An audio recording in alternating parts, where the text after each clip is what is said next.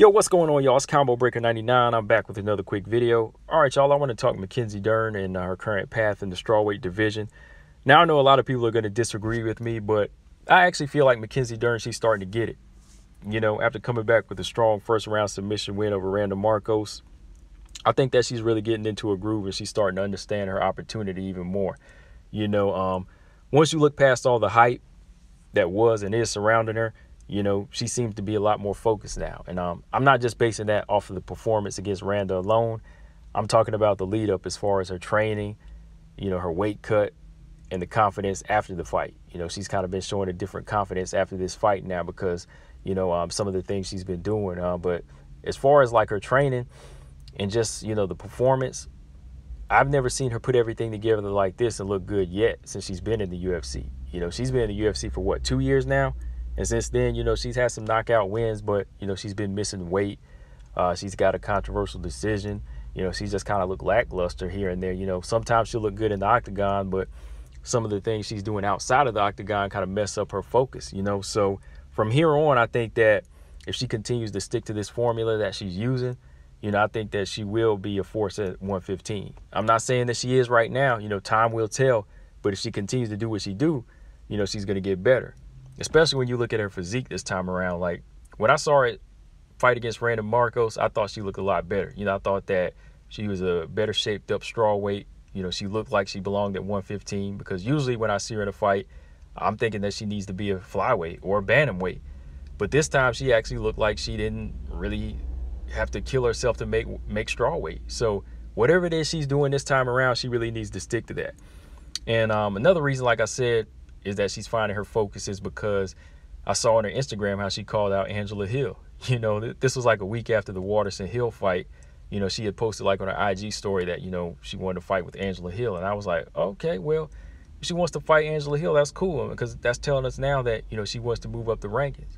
You know, she wants names. You know, she wants some veterans in the game. You know, she wants to really challenge herself. Because right now, I've seen her take fights. You know, I see that she'll fight anybody, but I haven't really seen her call out names on her Instagram. You know, I haven't really seen her make everything so fight related like, you know, she wants the best. You know, but with her calling out Angela Hill, and maybe if she beat Angela Hill, eventually that would lead to her calling out bigger names, and then she would say, hey, I'm ready for the top 5, or I'm ready for a shot at the strap when she gets to the top 5, you know. So I just kind of think that she's finding a new confidence in herself since she's been putting everything together.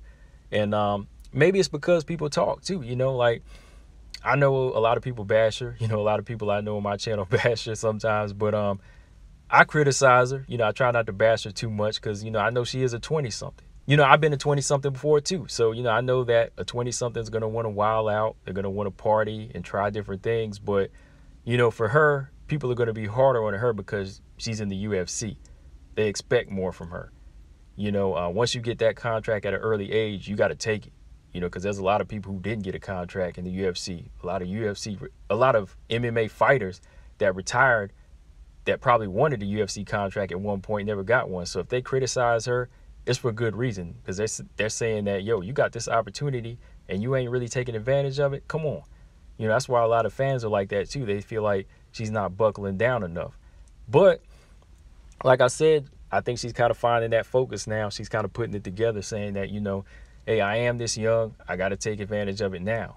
But I think one of the big reasons why she's really got that focus now is that baby. You know, having that baby girl now is really going to put her in a different mind frame where she's not just living for her. She's living for that baby. And, you know, I don't have kids, but I've heard people tell me time and time again that once you hold that baby for the first time, and once you look at that baby in the eye for the first time, your whole life changes. Everything you're going to do from then on is for that baby. Every direction you take, every path you take is going to affect that baby. So you got to make sure it's a smart one. So for Mackenzie Dern, I think that her linking up with top trainer Jason Perillo, getting that weight right, and then taking out a veteran like Randa Marcos the way she did, those are 3 signs that she's trying to make that right path because she's doing this for the baby. So that focus is really, really a big thanks to that baby of hers. You know, it's really got her on the right path right now. So with that being said, I think as long as she stays with this same formula and she works on that striking, which I feel is her weakest point, I think at some point she will get a full grasp of being a complete MMA fighter. You know, I'm not saying she'll be complete, but she'll get a grasp of what it feels like to get closer to it and work towards it. You know, I think as long as she gets the fundamentals of her striking down, eventually, you know, she'll become more dominant. Like, for example, if she starts using her striking to set up power shots to knock people down, then she can get to the ground easier and go in for the kill. So I think when she gets all that together and puts all that in her mind frame, and she keeps on calling out names and she stays with the right trainer, she could probably be top 5 by the end of 2021. Now, I know a lot of people aren't going to agree with me on that, but let me know in the comment section, guys, what you think. Do you think Mackenzie Dern will be fighting a top 5 fighter by the end of 2021? Now, that's only if she stays focused. I'm not saying that's a promise. I'm not saying that she's going to do that. But if she stays focused and she stays active with the same formula that she used for this Randall Marcos fight, she could potentially be that. But let me know, guys, what you think. Combo Breaker 99. I'm out. Peace.